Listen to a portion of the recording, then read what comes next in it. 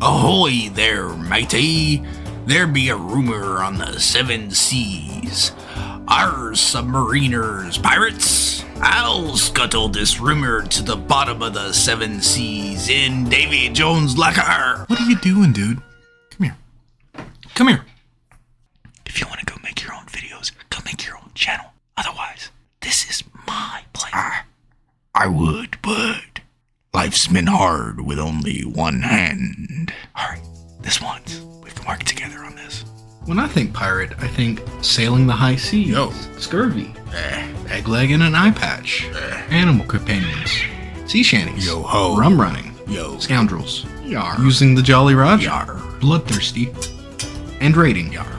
The best way to settle this debate is with data. I made a table of piracy and a simple scale from 0 to 2, with 0 meaning no truth and 2 meaning more than just truth. When it comes to sailing the high seas, Yar. Submariners are more pirate than pirates. Yar? With services like Steam, YouTube, Spotify, or other services that allow for offline downloads, eventually these services still require checking in say a month or 2-month basis to check whether you're still eligible for these offline downloads.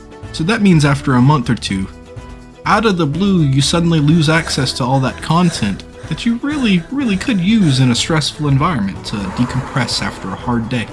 To quote the great Gabe Newell, the easiest way to stop piracy is not by putting anti-piracy technology to work, it's by giving those people a service that's better than what they're receiving from the pirates. Unlike our surface counterparts, aside from email, we have 0 access to internet. This results in a not-so-subtle mass exchange of illicit content underway. We're talking movies, music, TV shows, and explicit content. Don't act like you're too surprised. We're talking terabytes and terabytes of content exchanged every underway. For this surprising double meaning, I give Submariners a 2 out of 2. What about Scurvy? We had an overwhelming amount of fruits and vegetables. So much that it only ran out because it rotted in the fridge. If I remember right, it could have been a month and a half, but that may really depend. But even when the fruits and vegetables all run out, my ship's dock at least brought boxes and boxes of emergency. And if you don't know, it tastes awful, but it's chocked full of vitamin C. For this reason, I gotta give Submariners 0 for Scurvy. What about eye patches and peg legs? Unfortunately, these conditions are submarine disqualifiable. That being said, submarines are an intense industrial environment. Accidents can happen anywhere at any time. There's probably submariners that have lost eyes and hands out there. For this reason, I'm gonna say there's only a little truth, and award 0.25 points. Concerning animal companions, you could probably get away with a hermit crab, a betta, maybe a snail. For anything you couldn't just hide away in your rack, it isn't explicitly denied by the Navy. However, because of complications with the ventilation and allergies, you would need prior approval from the CO. And it would probably have to be hypoallergenic and extremely well behaved. Apparently in World War II, not only were there dogs and cats featured as mascots, but there were also chickens and even a goat. So I'm gonna say there's some truth to this and reward Submariners 0.5 points. Now on the subject of sea shanties, marching is still very much a thing, and especially in training commands, we like to keep this tradition alive through fun and creative marching cadences. I think we all have a favorite marching cadence. I'll sing the first 3 verses of this one. One by one, we loaded our guns up on the mountain all day, and all through the night. Hey. 2 by 2, the zombies came through up on the mountain all day, and all through the night. Hey. 3 by 3, we shot at their knees up on the mountain all day, and all through the night. Hey. While not exactly a sea shanty, these musical traditions are somewhat upheld through the constant reimaginings of these marching cadences. For that reason, I give Submariners half a point, especially since these practices seem to disappear once sailors reach the fleet. and get out of training command. What about rum? The Navy doesn't exactly endorse rum running, but rum very much exists in the history and lifestyle of current submariners. The Navy has a history of gathering together to make grog.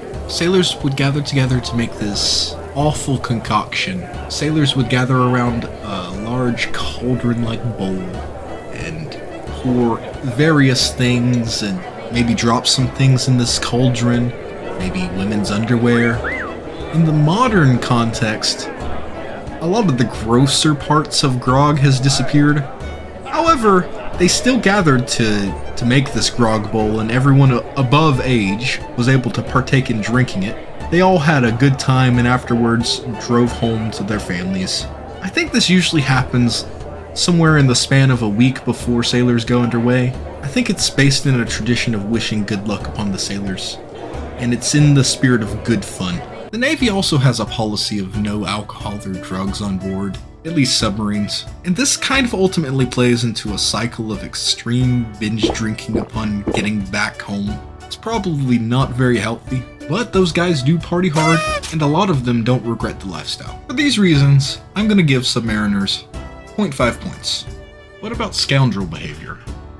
Well, the Navy does require a clear criminal record, or at least for waivers at minimum. And you don't just get a waiver arbitrarily. It's a extremely long and bureaucratic process, so if you've done something serious, it's very unlikely. That being said, there is this fiendish prank streak that may persist. 2 words: waffle stomping. Let's move on.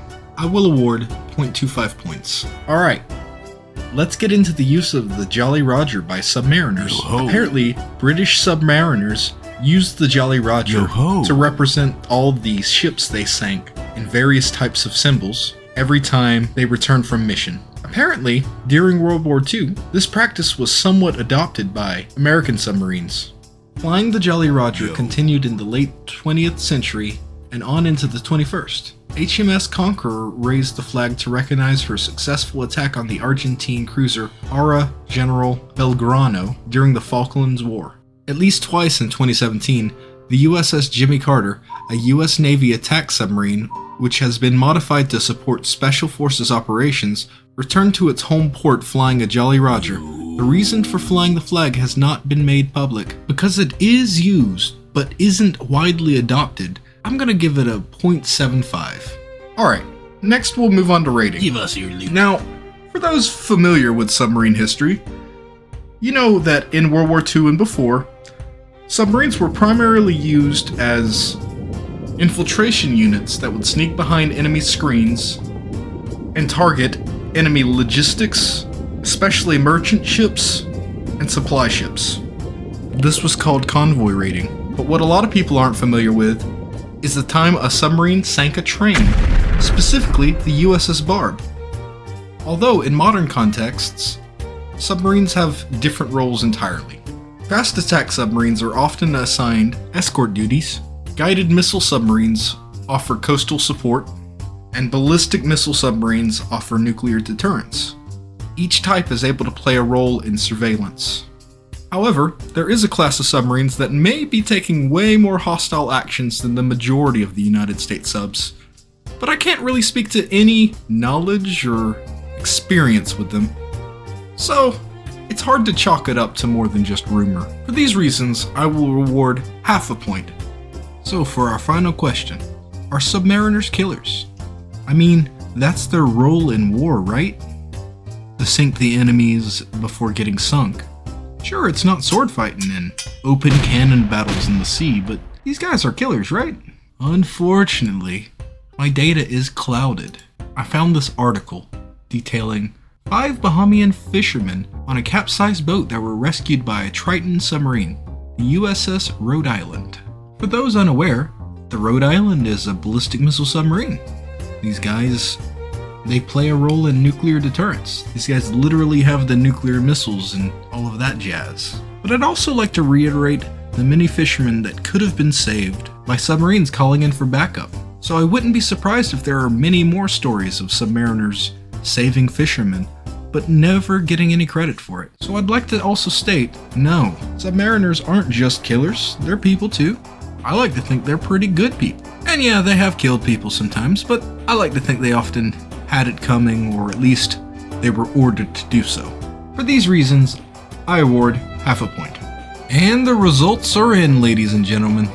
After tallying up the numbers, we come up to a modest 5.25, meaning that Submariners are half pirate. You hear that, you landlubbers? I live.